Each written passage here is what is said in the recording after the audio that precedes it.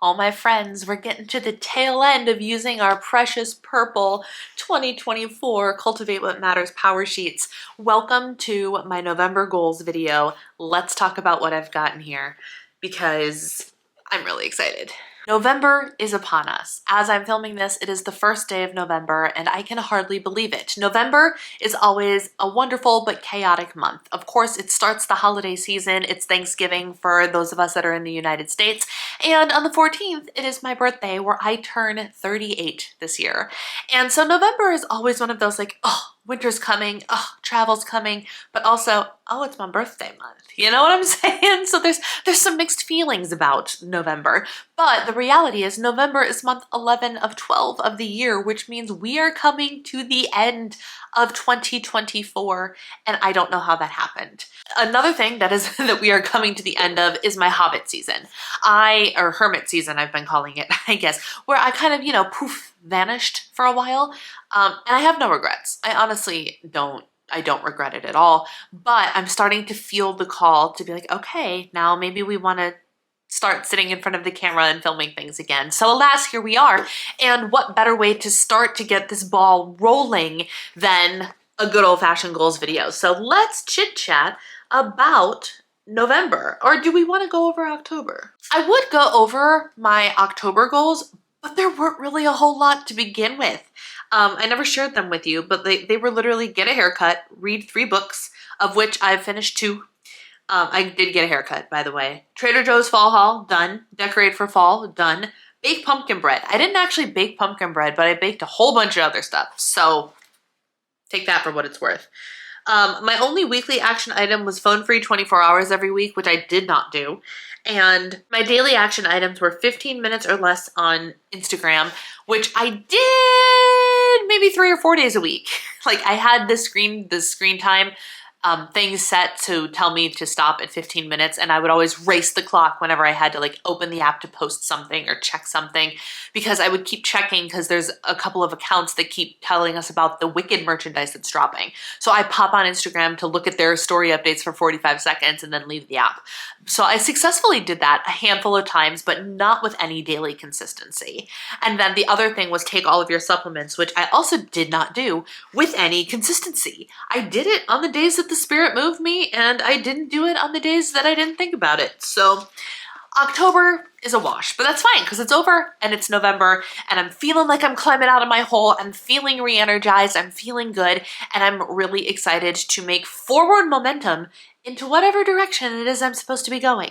So there's still a little bit of clarity on like what the actual like long-term broad spectrum goals are, but I've also been reflecting on broad spectrum long-term goals as well. So there's just a lot going on right now, but I digress. Let's get into this November tending list, shall we?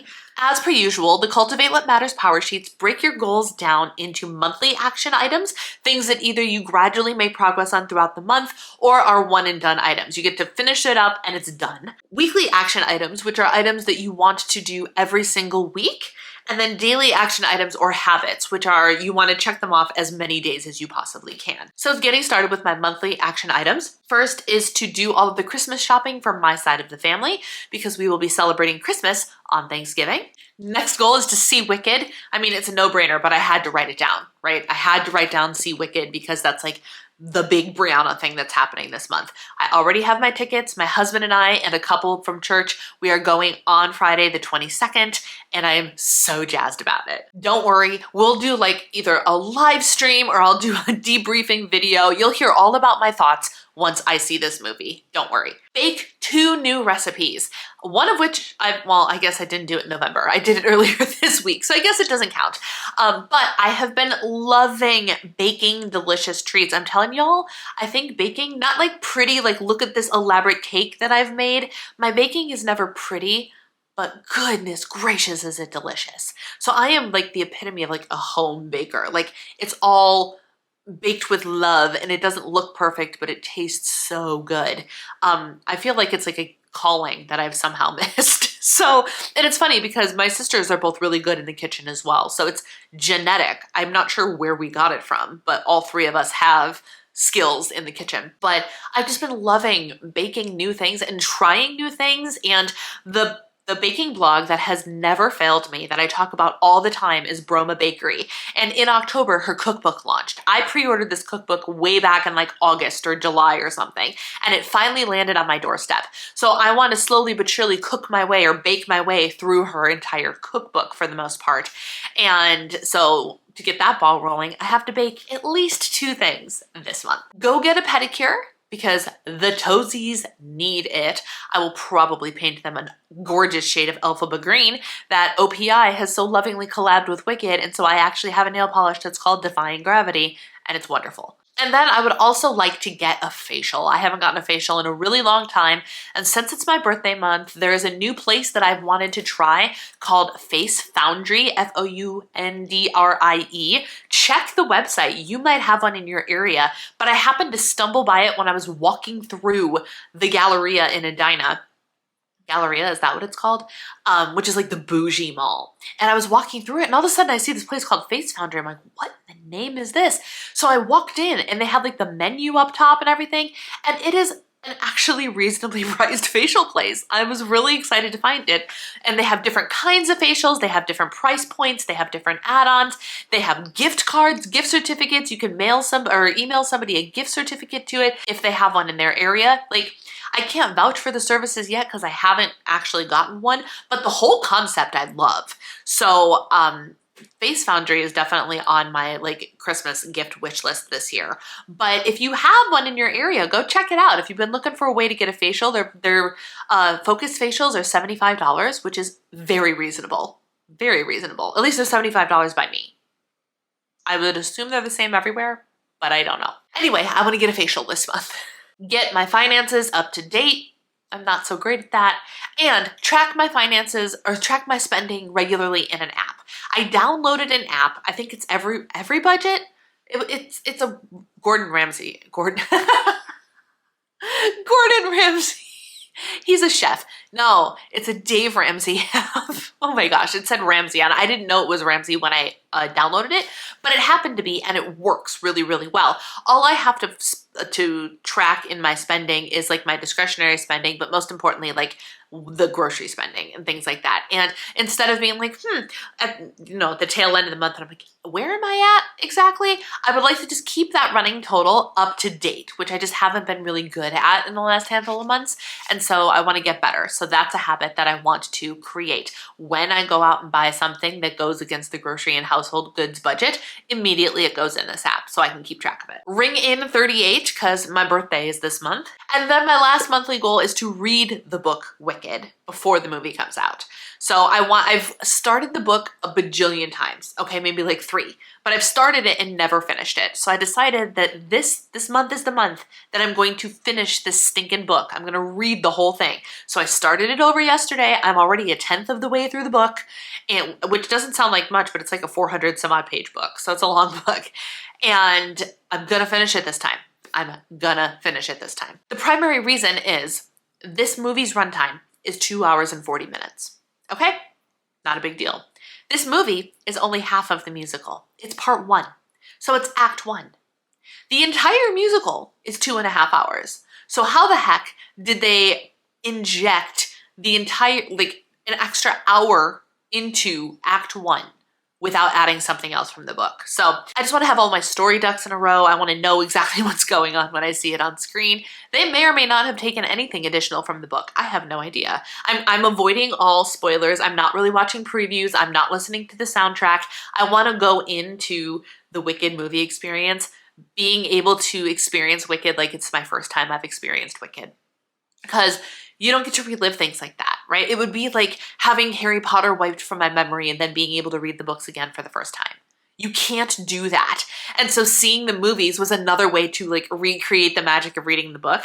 And it's the same for this movie. If I'm not listening to anything old or new, I'm trying to get it as far out of my mind as possible. So when I walk in, I can experience Wicked for the first time again. So, but I don't think the book breaks that rule because the book is actually pretty different. So there's that. My weekly action items, things I want to accomplish every single week. 1, 75,000 steps. Why 75,000? Great question. I would love to tell you. I have a goal this quarter of hitting 1 million steps. And in order to do that, I have to keep moving, right?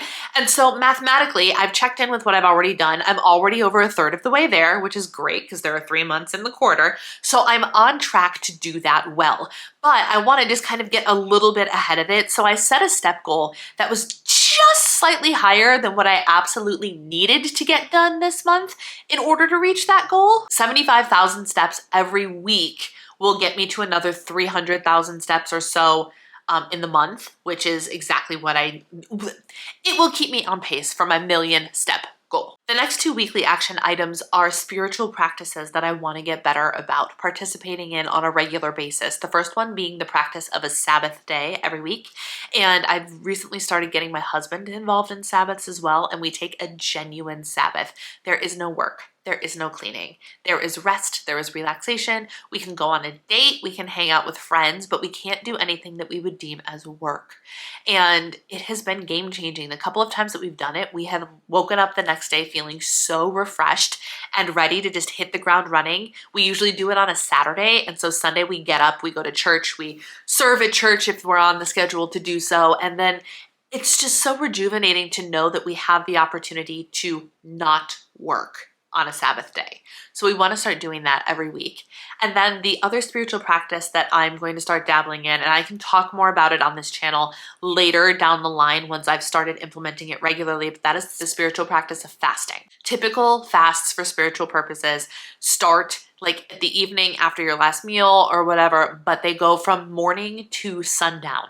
So you get a pretty solid fast in there if you're not eating during the day. But it's not like a whole 24 hours if you don't want it to be.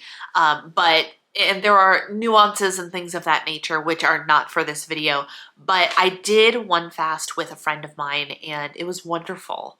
It was hard. It was hard. I was grumpy. I got a headache.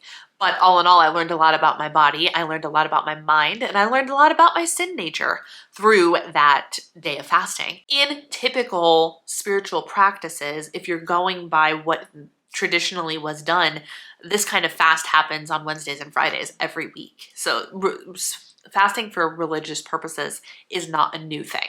It's actually a very old thing. It's something that Jesus himself did. Hence why it is a practice that I'm interested in partaking in. It is a way to be like Jesus and to disciple him appropriately. So we're going to give it a go. I put good old eat 20 to 30 plants on there just to make sure I'm keeping my gut health in tip-top shape. And then I want to do 2 5K elliptical workouts. I have actually been really enjoying doing 5K elliptical workouts, and I've probably done 7 or 8 of them in the last week. I've really been enjoying it. It's a great way for me to get a bunch of steps in. I feel really good. I get through some TV or some YouTube or whatever it is I want to get through. And it's just a really nice way to have an hour to focus on my own fitness outside of strength training, flexibility, things of that nature. Now, those things are things I need to start focusing on as well. But first and foremost, I want to make sure I'm getting adequate movement in. So 2 5Ks a week gets my cardio up, gets me sweating. It's so good.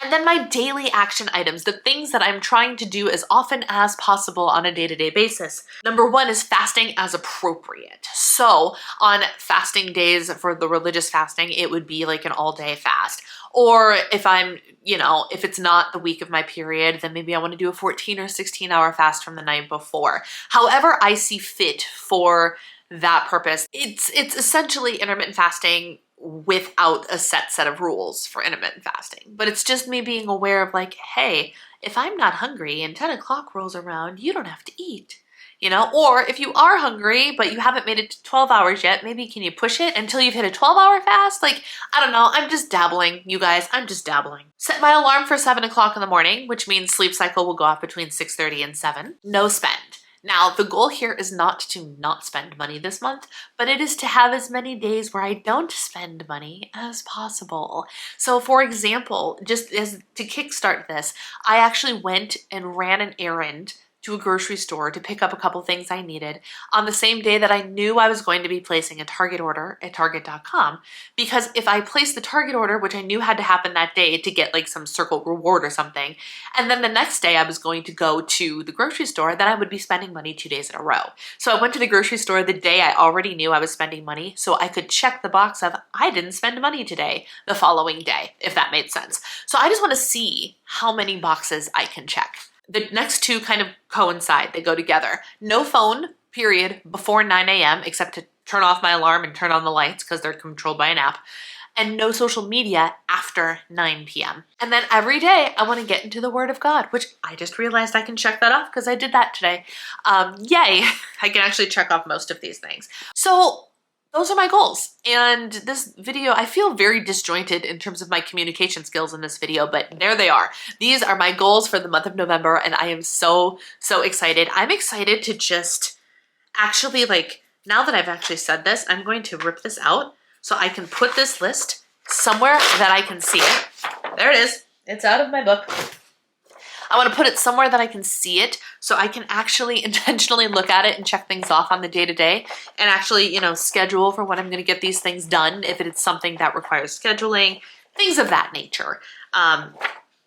It's gonna happen, y'all. It's gonna happen. Mark my words. I'm gonna come back and this sucker is going to be so written on and so checked off, and I am so excited to be climbing out of my hermit hole and feeling like I'm getting back into the desire to create content for y'all again. So if you guys have any types of content or any ideas, any things that you want to see from me, please leave your ideas in the comment section below. Also, I would love to hear from you. What are some of your goals for the month of November? Whatever they may be, I'm so thankful that you are here, and I hope that you have a wonderful end of fall, beginning of the holiday season. However November is for you, I hope that you have a great one. Thank you for being here, and I'll see you again soon. Bye.